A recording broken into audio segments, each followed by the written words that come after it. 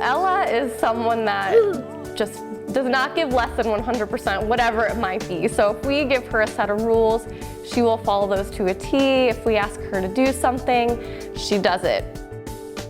She's just a go-getter, and she just wants to do exactly what she's supposed to do.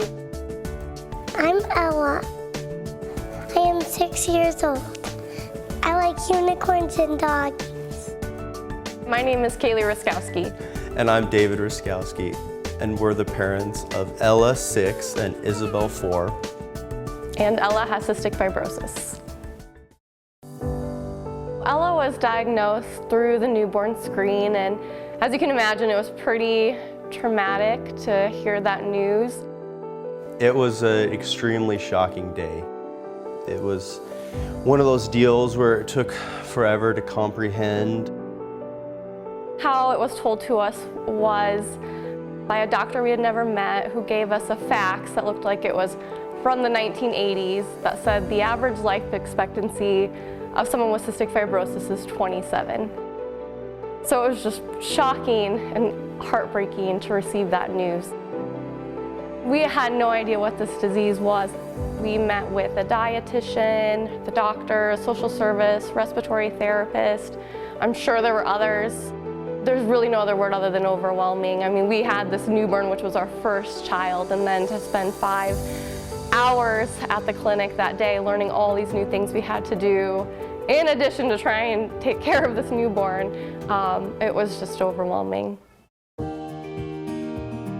Typically, I'm the one that wakes up the girls. Ella has to have her treatment before she can go to school, which is the vest and does an inhaler as well. Each day she starts out doing her percussion therapy, and it just shakes her so that it can knock loose any buildup in her lungs. She does that for 30 minutes twice a day. Whenever Ella does do treatment, Isabel's sitting there right next to her. Every single time Isabel wants to support her, and Isabella asks, you know, do you want me to do treatment too, Ella? She doesn't want Ella to feel alone in any way. She also does inhaled medicine once a day through a nebulizer. I take my medicine every time I eat. And then she takes a medicine for her pancreatic insufficiency every time she eats. Ella goes to Children's Hospital, the Cystic Fibrosis Clinic, 4 times a year.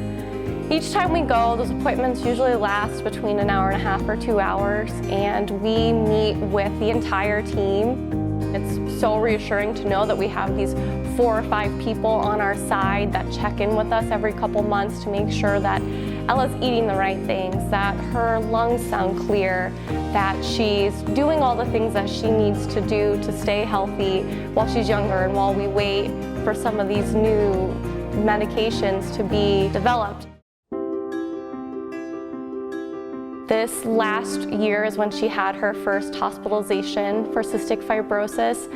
She had developed Pseudomonas last summer, and the team at Children's decided it would be best if she got a PICC line so that she could receive IV medication every 12 hours. And so we went to the hospital and had a 3-day stay. Ella was so much braver than I was. I was just a mess those couple days because, you know, no parent wants to see their child in that situation, and she just did such a great job. Things had went well while we were there, and we were able to leave after the 3rd day and come home and then do the IV regimen ourselves for the remaining time. If there's any time to have cystic fibrosis, it's now. The future is vastly changing with this disease, and Ella's life is going to be different than those before her that had CF. It's just really encouraging what's in the pipeline and the advancements that are being made. Before the hospital stay, she was constantly coughing through the night. She would be asleep coughing. Since she's been on this new medicine, the Orkambi, a lot of those issues have gone away. I mean, we know there's still things that can be there and there can be issues, but it really has given me hope that these medicines that are coming down the pipeline are really making a difference.